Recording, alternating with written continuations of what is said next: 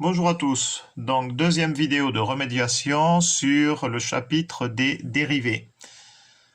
Alors c'est tout simplement, cela s'adresse à des élèves qui n'auraient pas compris en quoi consistent les dérivés et surtout à quoi cela sert-il. Alors là je pars sur l'exemple d'une fonction carrée qui est bien connue en seconde. Et par la suite aussi, mais plus particulièrement étudié en seconde. Donc il s'agit de la fonction f de x égale x au carré représentée par sa parabole en rouge ici. Là. Ici nous avons en bleu une droite. Voilà. Donc cette droite est aussi une tangente à cette parabole rouge en un point B. Deux coordonnées, donc on va prendre un nombre entier.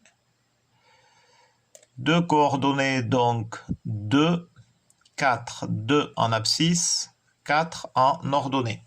Ça veut dire que cette droite, elle touche cette parabole en un seul et unique point, qui est le point B. Donc si on fait un zoom, là on pourrait penser que tiens, elle le touche en plusieurs points, mais non, je peux vous assurer qu'elle ne le touche qu'en un seul point. Si on fait un zoom, on pourrait le voir, mais bon, voilà. Donc, cette droite est une droite croissante. D'accord? On voit, elle monte, elle est croissante. C'est une droite, elle est de la forme y égale ax plus b, avec le coefficient directeur positif. Pourquoi? Puisqu'elle est croissante. Regardez ici.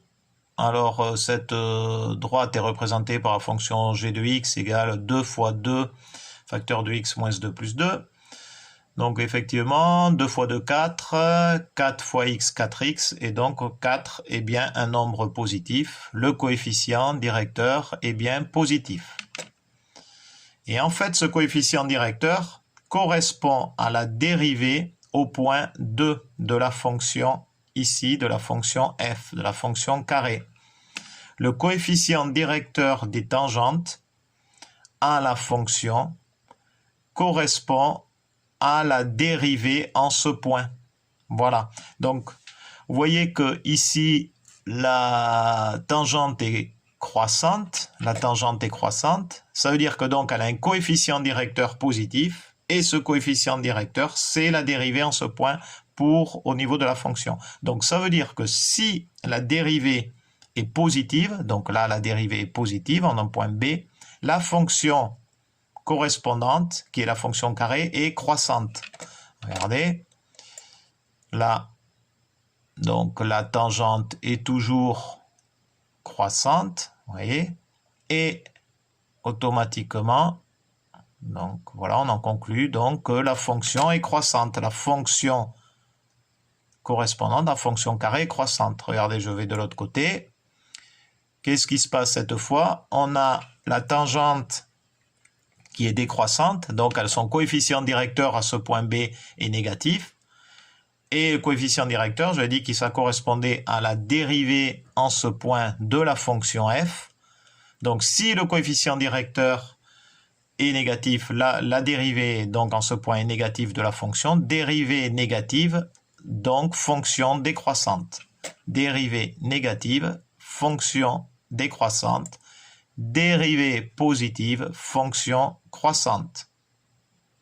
Et ça se voit bien ici sur le schéma. Alors si on a là par exemple, là, voilà, ici là on a une droite qui est tangente ici au point 0, donc c'est la droite y égale 0.